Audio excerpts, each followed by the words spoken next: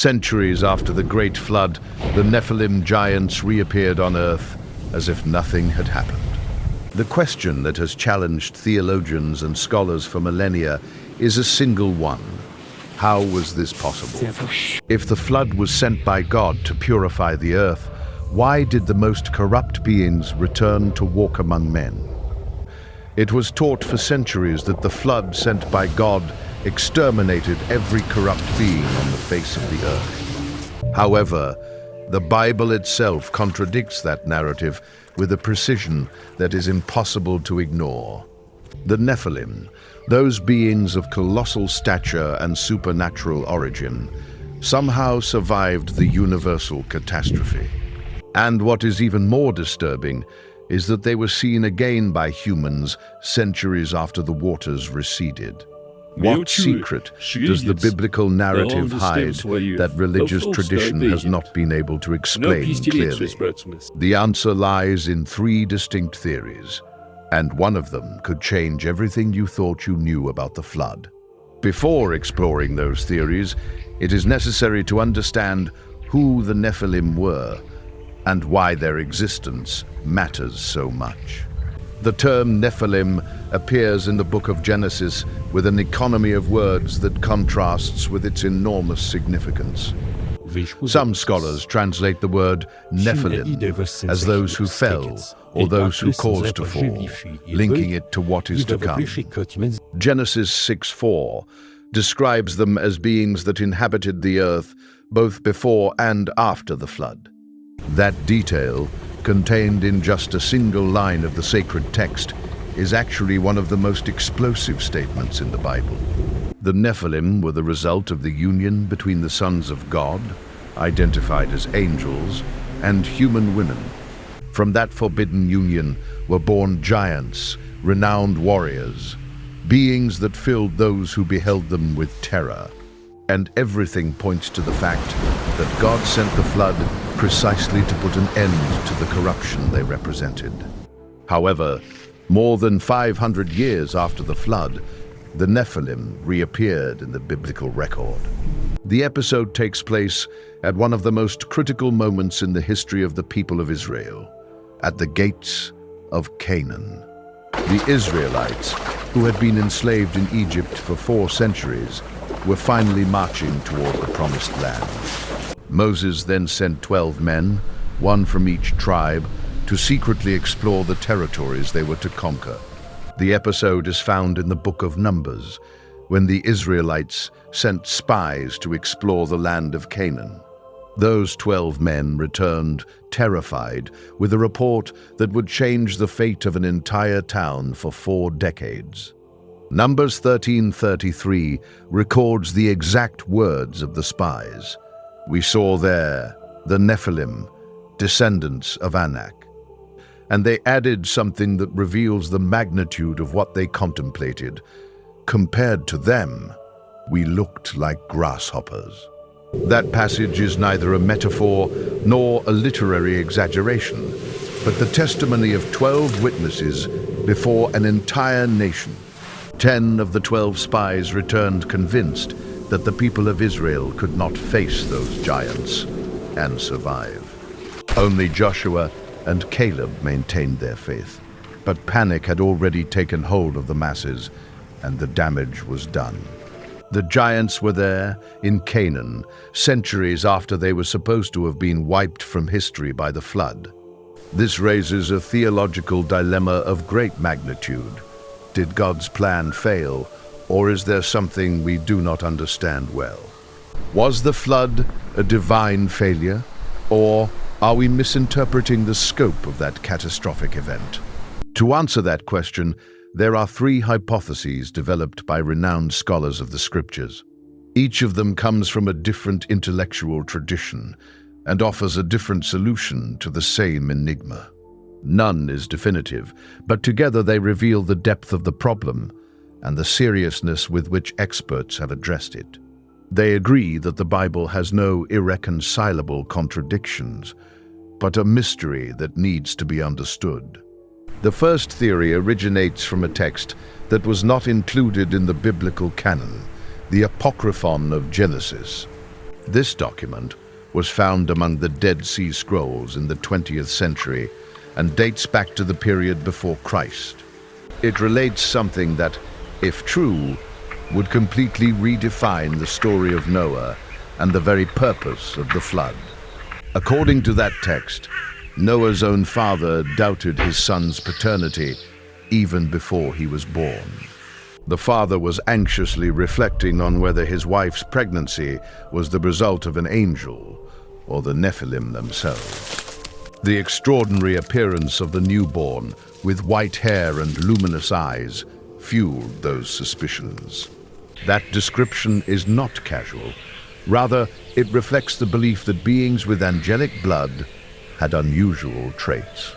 The father then consulted the patriarch Enoch, who reassured him, but the doubt had been recorded forever. The mere possibility that someone would question Noah's human origin reveals how much that fear weighed in ancient thought. This suggests that some believed Noah might have had angelic ancestry, being partly Nephilim himself. If Noah carried that supernatural lineage in his blood, then the Nephilim never left the ark, because they were inside. And their descendants, even without knowing it, would have carried that lineage and passed it on to future generations. This hypothesis was formulated in the 1st century BCR, and many experts consider it an alternative narrative. It might not be the most probable explanation, but it shows that even in ancient times, people sensed something was wrong. Even the men of the past perceived the contradiction of the return of the Nephilim and sought to explain it. The second hypothesis is more solid and comes from the linguistic analysis of the biblical account of the flood itself. The scholar Michael Heiser, a doctor in biblical Hebrew and ancient Semitic languages, offers a revealing perspective. Heiser dedicated decades to the study of the supernatural background of the Old Testament from a rigorous academic perspective. His linguistic analysis of the Hebrew terms used in the flood narrative yields unexpected results. Genesis 7:19 states that the waters covered all the high mountains under the sky, an apparently total statement. However, Heiser argues that in biblical Hebrew, the word all does not always imply an absolute totality. Similarly, the word world in the scriptures does not necessarily refer to the entire planet as we understand it today. Genesis 41:57 itself provides a clarifying example when it says that all the earth went to Egypt to buy grain. It is evident that not every human being on all continents physically traveled to Egypt to acquire food. The expression all the earth referred to the known world of the characters in the story, not to the entire globe. Applying that same logic to the flood narrative, it is possible that the waters only covered the inhabited region described. More specifically, the world of the peoples and tribes mentioned in the Old Testament up to that narrative moment. If the flood was a regional event and not a planetary one, then the Nephilim living in other regions would have survived. That regional interpretation of the flood has both supporters and critics, and the academic debate continues to this day. Critics argue that if the flood was local, then God did not achieve his purpose of eradicating corruption. However, a question arises here that completely changes the approach to the problem and deserves to be considered carefully. Was the real purpose of the flood to exterminate every Nephilim on the face of the earth without leaving any trace? Or was it simply about putting an end to the rebellion, protecting humanity, and delivering a decisive blow to that threat? If the goal was to protect humanity from the corruption that the Nephilim generated, the flood more than fulfilled that purpose. Most were destroyed. The rebellion was crushed, and the scattered survivors no longer posed an immediate threat. From Noah's perspective inside the ark, the water reached as far as his eyes could see in all directions. For him, everything was submerged, because everything he could observe from his position was indeed underwater. I had no maps, no global geographical references, and no way of knowing what was happening thousands of kilometers away. What was happening in distant and unknown continents was simply invisible and irrelevant to the occupants of the Ark. This narrative perspective would explain how the text can be true without necessarily implying a planetary flood. The honesty of the biblical narrative may lie precisely in that it recounts events from the limited perspective of its protagonists. But it is the third theory that is the most surprising, because it arises from a passage about something completely different. No one reading the text for the first time would expect to find in that passage a clue about the return of the Nephilim. The Apostle Paul, in his first letter to the Corinthians, talks about the custom of women covering their heads. In chapter 11, verse 10, Paul provides a reason for that practice which has puzzled interpreters for centuries. He says that the woman should have a sign of authority on her head, and adds a reason that seems out of place for the angels.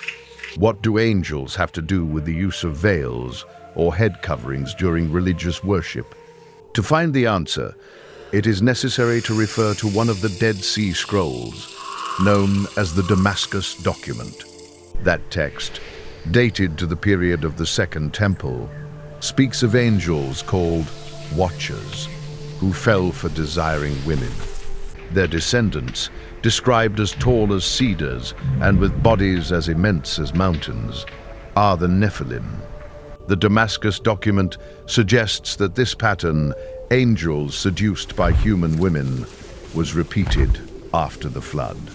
Academic Troy Martin from Xavier University provides a linguistic interpretation that connects this entire puzzle. According to Martin, the Greek term used by Paul for covering can also be interpreted as what covers or envelops.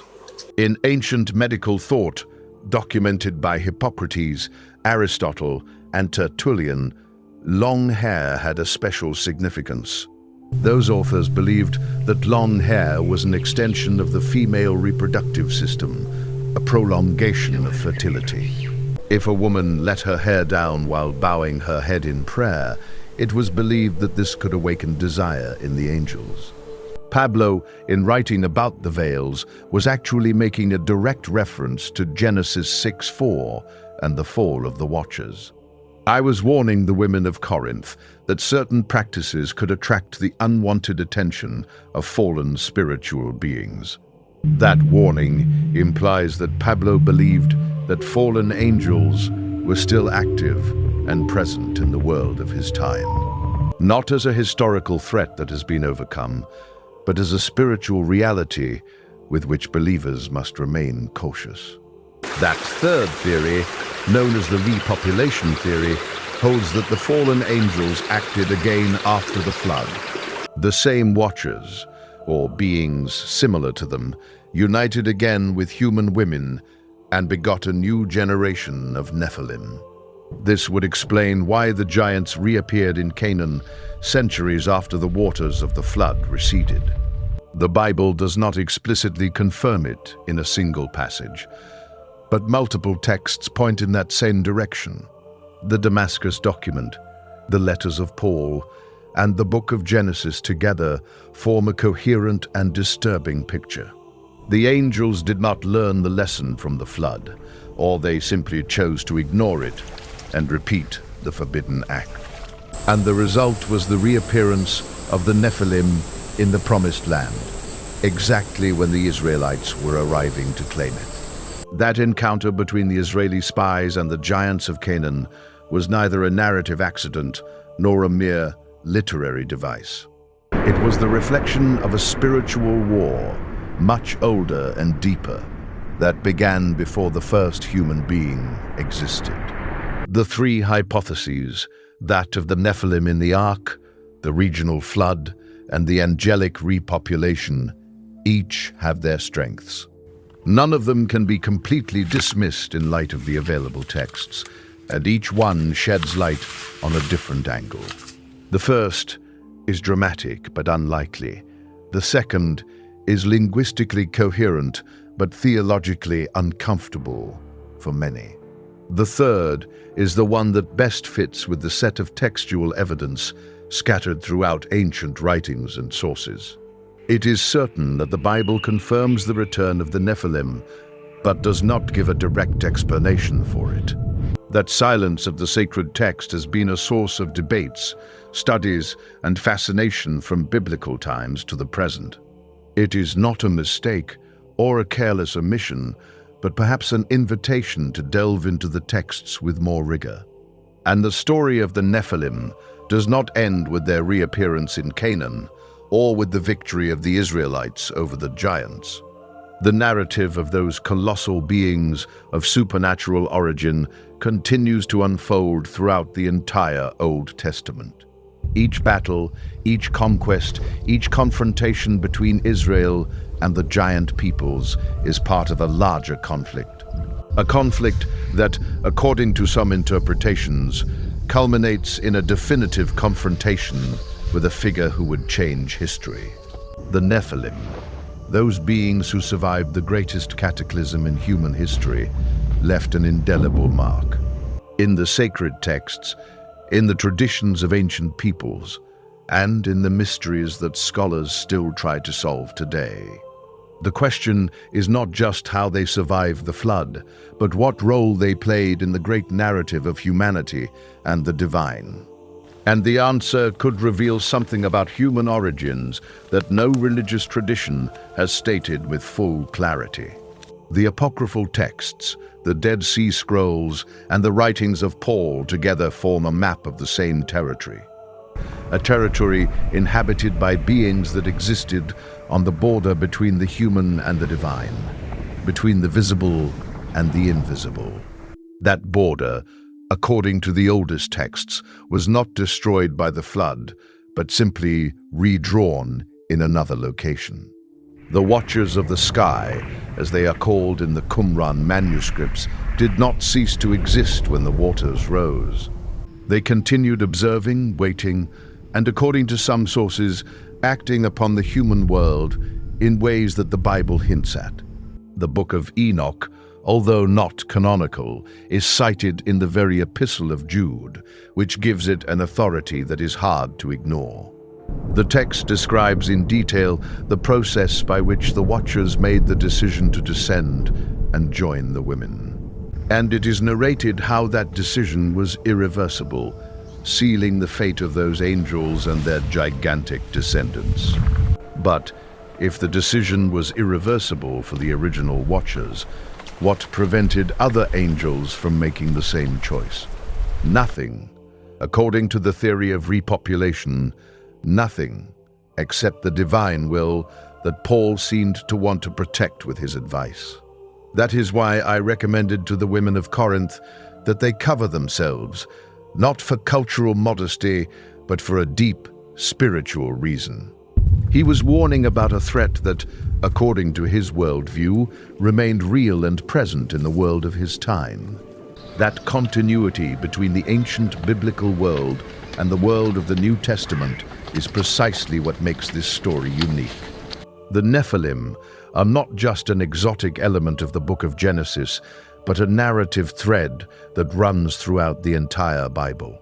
From Genesis to the prophets, from the Psalms to the apostolic letters, its shadow is cast in various ways. King Og of Bashan, mentioned in Deuteronomy, was the last of the Rephaim, another name linked to the lineage of giants.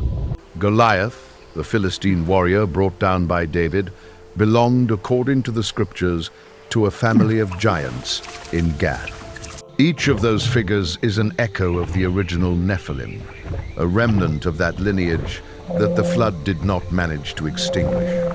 And each victory of Israel over those giants has a meaning that goes beyond the military history of an ancient people. They are battles in a deeper conflict that began in the heavens and manifested on earth through generations. That conflict has its own rules, its own actors, and its own logic. that the biblical narrative gradually reveals. As the centuries progress and the books of the Old Testament follow one another, the pattern becomes increasingly visible. Giants always appear on the path of the chosen people, as if their presence obeyed a higher purpose. A conflict that, according to the boldest interpretations of the sacred texts, has not yet reached its final conclusion. The story of the Nephilim is, at its core, the story of a violated boundary and the consequences that violation produced. It is the story of what happens when the cosmic order is challenged and the consequences of that challenge propagate through time. It is also a reminder that sacred texts hold layers of meaning that go far beyond superficial reading. And it is also the story of a God who responded to that challenge with the most powerful instrument at his disposal, the flood. But if the Nephilim have returned, then the battle did not end with the waters, and the story continues to unfold before us. What the flood could not extinguish definitively raises a question that no generation has been able to ignore completely. Is there still any presence of that lineage in the world? Or did its story finally come to an end with the passage of the centuries? That story has a final chapter that most Bible readers never connect with the giants of Genesis. A chapter that involves a figure spoken of with increasing intensity in both the Old and New Testaments. A chapter in which the Nephilim ceased to be the protagonists and became the backdrop for something greater. The Nephilim, those beings who defied the divine order before the flood and did so again afterward, had an end. And that ending did not come from another flood or another natural disaster, but in a way that no Nephilim could have anticipated. There is something profoundly unsettling about the idea that these beings, born from the most extreme transgression, had a destiny. A destiny that, according to the texts, was designed before the first angel made the terrible decision to descend. The complete story of the Nephilim is one of the most fascinating, disturbing, and forgotten narratives in the entire Bible. If you've come this far, you realize we've only scratched the surface, and there's so much more to explore and understand. If you want to know how the story of the Nephilim ends and what it has to do with the greatest mystery of the New Testament, subscribe